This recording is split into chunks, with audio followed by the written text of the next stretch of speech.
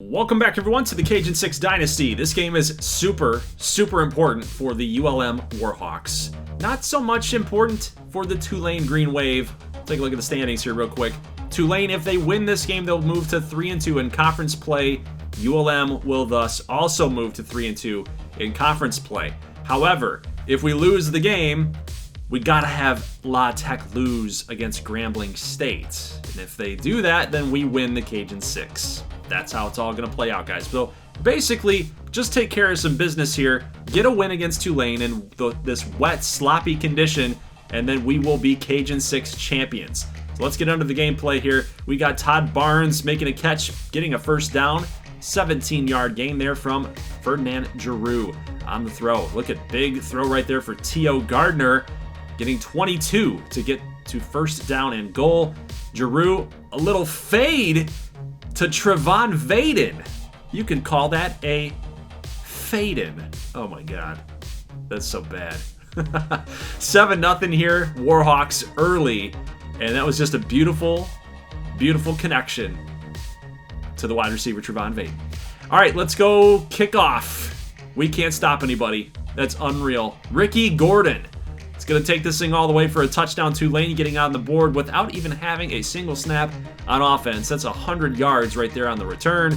It's now 7-7 here early in the first quarter. Take one look here, guys. The player switching has always got me in this freaking game, man. It looked like that needed to be had. I should have been making that tackle, but it just was unfortunate. Here's a big catch for Todd Barnes again. Another huge one. That's 48 yards. We saw the look that we wanted, that one-on-one coverage. Big time throw right there. Second down and 10. Giroux feeling a little bit of pressure, but he's going to check this one out to Trevon Vaden again in the back of the end zone. A big time touchdown throw for him again. That's 2. Now for Giroux, 2 for Vaden. 14-7. Let's keep it going, guys. Keep it rolling here. Second down and 9. Philip Maynard finally getting some action here in tonight's gameplay. What's he got? He's going to end up running this thing. Defense stopped him. 3-yard loss. Big hit. Third down and 12. Maynard dropping back. Going to fire this to the sidelines. It's Adam Stevens for exactly the yardage that he needed for 13 yards. Here goes Maynard on the run. He's not a running style quarterback. Our defense should be able to stop him. But look at this. Another first down. He's going to get 10. He hasn't stopped running because if it ain't broke, don't fix it. He just keeps running on us. He's a pocket-style quarterback. He's not even fast. Touchdown here for Philip Maynard. 14-14, Billy Tomlinson fumbles the football, and Bryce Triplett here, the custom prospect defensive back, is going to pick this thing up. He didn't cause the fumble, but it fell right into his lap, and that is huge for Tulane. Number 23 Tulane, by the way, guys. If we can beat them, we might end up getting ranked here next week going into bowl season.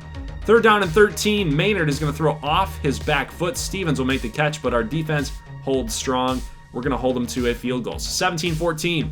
Third and 13 here for Tulane, and Xavier Jackson, what are you doing? He's not going to be able to catch him. He just got turned around a little too much, man. We tried to player switch him, go up for the football. Wasn't working for us, man. That sucks. We're going down, and we're going down hard. 24-14 at this point. A minute 40. Here comes Giroux and the offense. We're going to fire this thing deep to Trevon Vaden. And what a play there by the custom corner, Jimmy Hendricks. He's going to get that deflection. Third down and 2 here for Tomlinson. He's going to pick this thing up. So at least we're moving the chains here. We got to get a touchdown. We got to get a score, get back into the football game. A minute and 3. Picked off. Jimmy Hendricks has been like baiting Ferdinand Giroux. Look at this. Jumped the route. We were looking for Vaden a couple times. He had that deflection, and now he gets credited with the INT. Here comes Maynard with the first down and more. Spins off the first tackler. 15 yards on the play. 22 seconds. Maynard got to throw to the end zone, and it's a wide open Raj Patel, the custom wide receiver, for 6 yards in the corner of the end zone. Take one more look at this grab. That is an incredible grab, especially in the rain. That's a really tough catch. Now here's Xavier Jackson getting some payback on Philip Maynard. He's going to get one. We stop him finally, It's a huge hit. I love it. But they're going to go for this thing. 4th down and 3, and they're not stopping. And Xavier Jackson, I'm just screwing up there in the defensive backfield, guys. I can't figure out, like, if they're running, you got to take away the run, you got to bring your safety up, and then they throw it over top of you. Just perfectly timed for the Green Wave. So 38-14. I mean, we're thinking this game's over, right? You never want to quit. We're down by 18 points. We do get the 2, and now we're down by 16. So we're down by 2 touchdowns and 2 two-point conversions for you math wizards over there that are watching this. So 3rd down and 3, we got to take the running game away, and we do. We stop them short. That's Jordan Robbins with the only 1-yard gain. 4th and 2, they're going to punt the football away to us, and here comes Billy Tomlinson. Why do we show special teams? Because good things happen. Billy Tomlinson taking this thing all the way up past the 30. What a return. That's going to spark some new life in this Warhawks football team. Let's go. We got to get another touchdown here. 1:40. Giroux fires it deep to the end zone. Touchdown, Trevon Vaden for 15. We're back in it, baby. 38-28. And you know what? With that strike, he is now past quarterback Colton Browning for all-time touchdowns in his career at quarterback. Awesome stuff there for Ferdinand Giroux in our last game of the season. He's only a sophomore, guys. He's got more of that to show. Let's go 3rd and 14. 50 seconds to go. Maynard going to be dropping back, going to be actually rolling out. He's going to look deep. He's got Raj Patel. We missed him. Again, another missed tackle. He's got more. It's unbelievable. We got guys getting sucked into their blocks. They can't get off the blocks. I mean, we're getting in really good positions to stop them like this. 3rd and 12, and they get 17. The one thing you can't do right now, down by 9, is you can't give up another score. Field goal or touchdown, but Patel and this Green Wave offense is just chunk after chunk after chunk. 1st and goal, 4th quarter, touchdown, Sky Blessings. So we got the touchdown, now they get the touchdown back. It's not looking good for us, guys. Not looking good. Now, Sky Blessings actually has broken the record for receiving touchdowns in a single season. They're going to go for 2 here. That's a drop. I think we might have gotten lucky right there, guys. So 29-44. Here's Giroux going to fire deep. He's looking for Barnes. He makes the catch. He stays in bounds for the touchdown. All right. They get a touchdown. We get a touchdown. We just keep fighting back and forth. But now I'm looking at this like, why are we going for this? Kick the extra point. Incomplete. We'll take one more look at this on slow motion replay, and I don't think that there was anybody open. They had this thing perfectly covered. On further review, maybe you just should have gone for the extra point. Go down by 8 instead of going down by 9 because you missed it.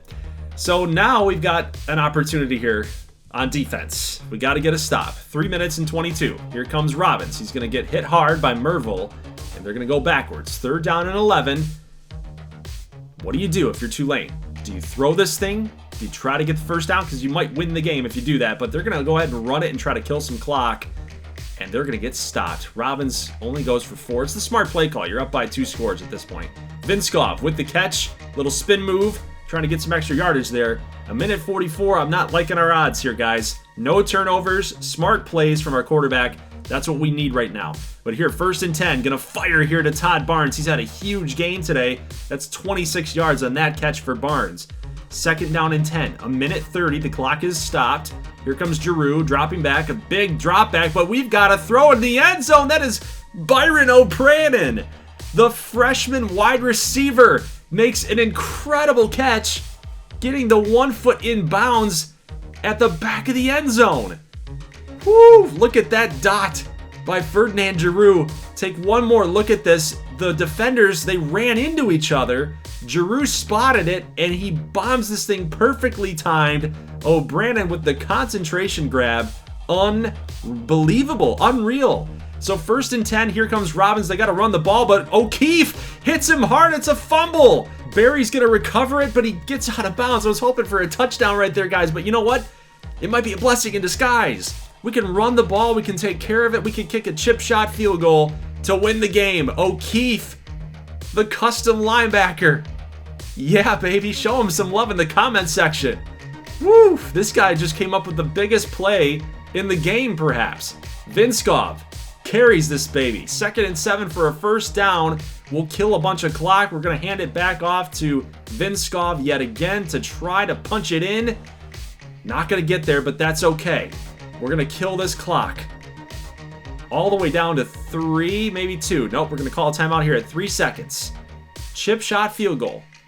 Tulane, they'll call a timeout, trying to ice our kicker. But luckily we got that little upgrade, and our kicker is not iced. It's Cannon Walker, bangs it through. We take the lead, 45-44, and with 1 second left to go, you know what we got to do. Got to just squib this thing. Get it to an O-lineman, and we do. Let's tackle this guy. He's down.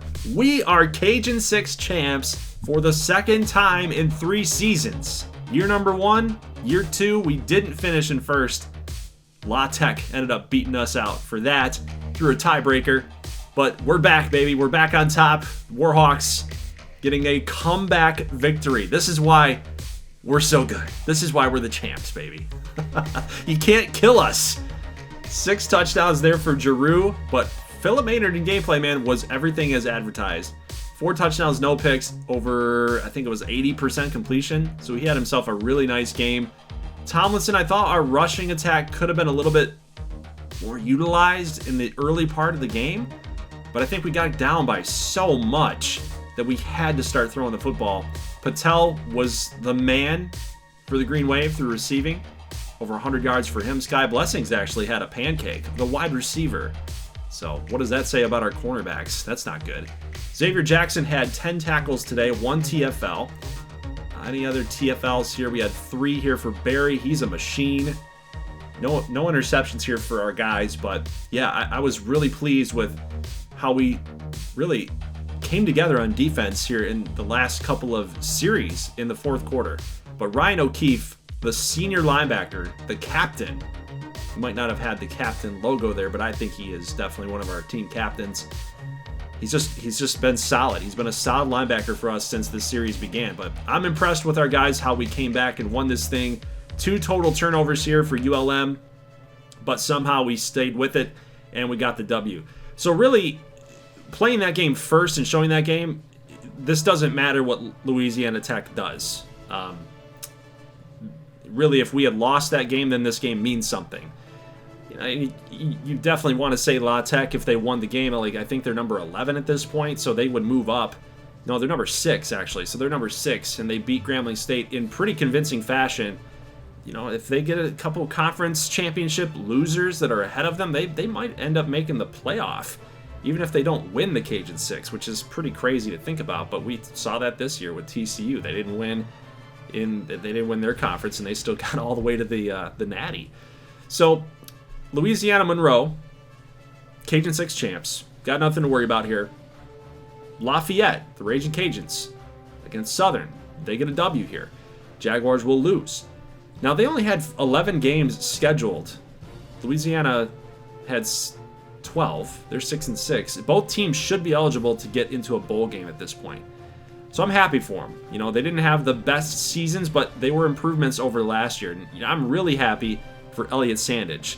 You know, that is a custom quarterback that has struggled in this series since he was been named the starter for the Raging Cajuns, and he's come back with a vengeance after being benched here for a up-and-coming freshman quarterback. So watch out for Sandage next year.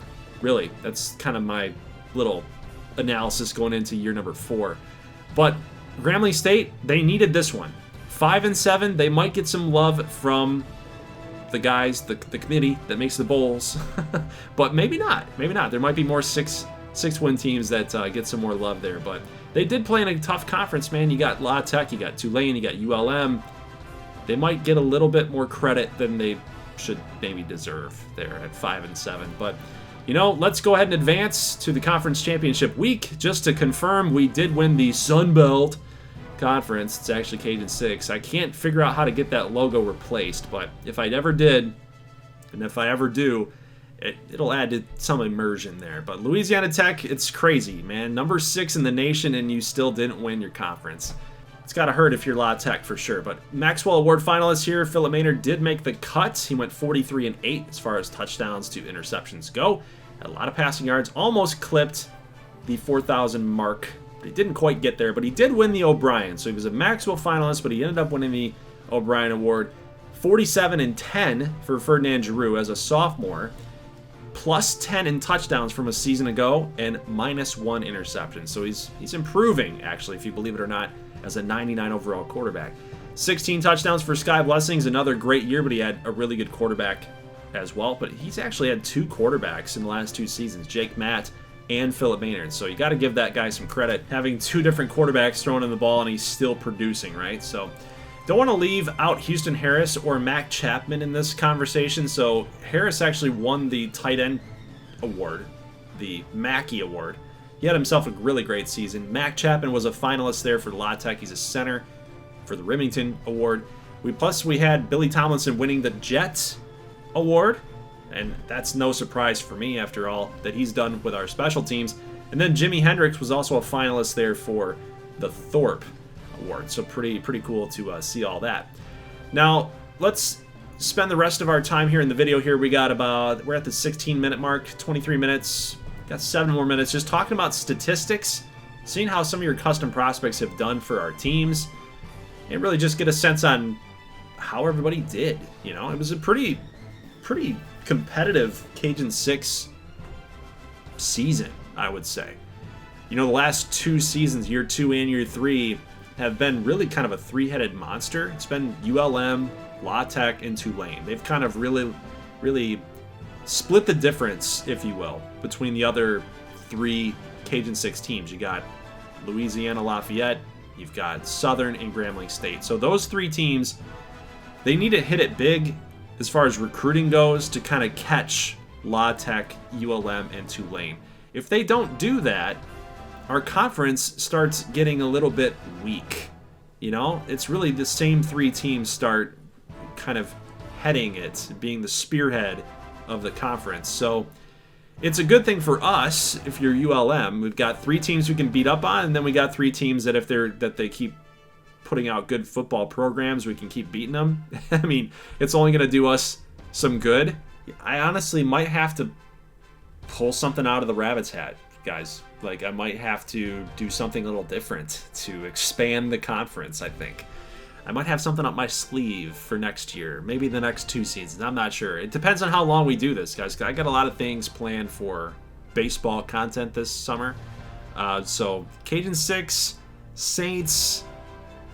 I hate to say it, guys, but it might be on its way out here soon. I'll be honest with you. I don't have a lot of time. But yeah, just keep your eyes peeled for something different, something fun in the next couple seasons for this Cajun 6 Dynasty. But take a look at UL Lafayette. We saw some of Grambling State's performances. It wasn't very good. I'm not going to lie to you guys. They're going to need more production out of quarterback Jose Cheltenham. It's definitely going to have to be a lot better. Now, when you look at the quarterback situation there for the Raging Cajuns, you compare Sandage to Brown. I still prefer Sandage. They're very close in overall rating. I know that Sandage has struggled. I know Brown, when he was in there, he has won some games. But I think that Sandage is still the guy. I think you still got to consider him. Defensively, good numbers for tackles for losses, but in this game, teams love to run the ball. They love to run the football. A lot of running backs have like over 200 attempts in college. Like, it's just so stupid. It's stupid. But it's a game issue. It's not a revamped issue. But, man, the TFLs, they're going to be high. What I want to see is like the sack totals get up a little bit, or the INTs, the interceptions for each team.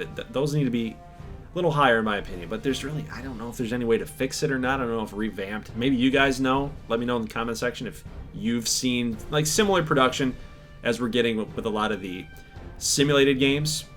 I see a lot of running backs just killing it. Guys are getting over 200 rushing yards in a game. It's just like, that's not college football, man. That just doesn't happen. But 17 tackles for loss there for Michael Walker. We have Goff, Jones, Booker, Weisbecker. That Weisbecker, I think that's another Weisbecker. We had a custom there for La Tech. So we've had 2 Weisbeckers in total. But if that's you, let me know. I don't remember, guys. I apologize. But 5 interceptions for Dio Durant. He's going to the pros. He's going to the pros. It seems like every game Every box score that I looked at, he's got a couple deflections, he's got an INT. He's the real deal. Honestly, he might be a guy that I'm looking at as far as the Saints franchise goes. I know we're getting a little bit older as our cornerbacks.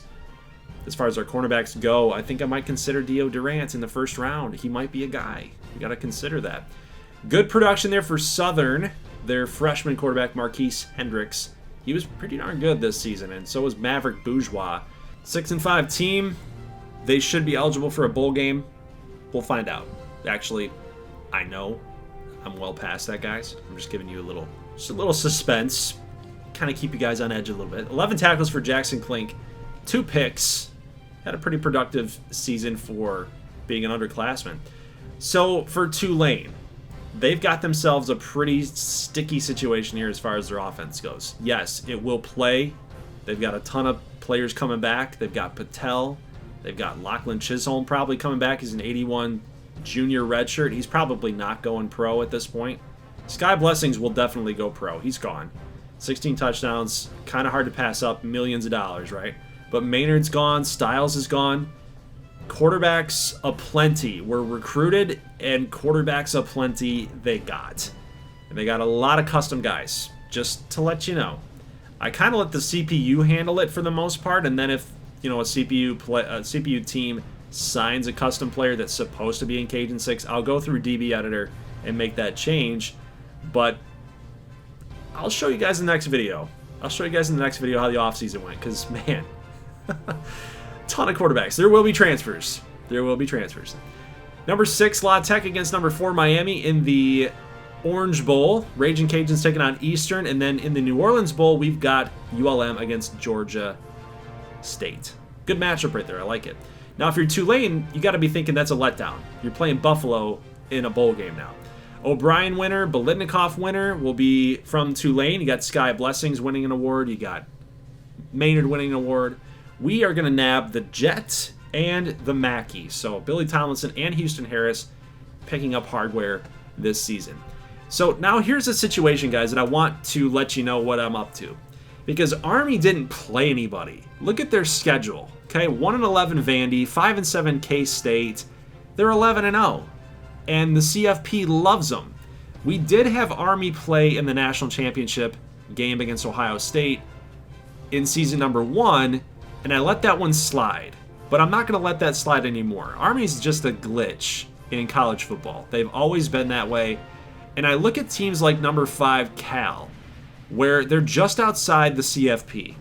They are Pac-12 champs. They didn't have to play a championship game just because of how this is now set up for the Pac-12, but they're Pac-12 champs by default.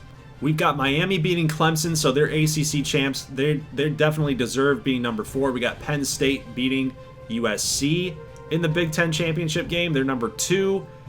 I think you just bump everybody up a slot and then you kick Army out. I love the Army, but like that's what I'm gonna do. It just doesn't make any sense for me to leave Cal out. So Miami's gonna be number 2, Cal's gonna be number 4, Notre Dame number 3, and number 1 Penn State. Now I chose Notre Dame as number 3. They're independent too. I could have gone with Army at number 3, maybe put Cal at number 3, 4 is Army, but Notre Dame just played a tougher schedule. Like you saw Army's schedule, it was nothing. They blew everybody out. They looked impressive. Army's a paper tiger. And that's all there is to it. They got the Heisman winner, so they got some good things going for them. But I'm just not playing into the glitch of the game, right? So I'm going to try to do something different this season for Season 3. So hope you guys are cool with that. We will see you in the next one here coming up next weekend. I've got the college football playoff. I've got some simulated games. Plus, we'll actually do a quick highlight reel of the national championship game and see just kind of who the standouts are, because they're going to be in the Cajun 6 draft class going into the New Orleans Saints franchise, of course. And then if the bowl games mean anything, if they've got some cachet to them, then we're going to show them. Of course, we'll get ULM's gameplay against Georgia State. I'm debating on whether or not I want to show Tulane, because Tulane's they're going to just destroy Buffalo. I don't even know if I want to show that one, honestly. But everything else is on the table. So I'll see you guys in the next one. Leave a like if you like this thing. As always, thank you so much for watching, and peace.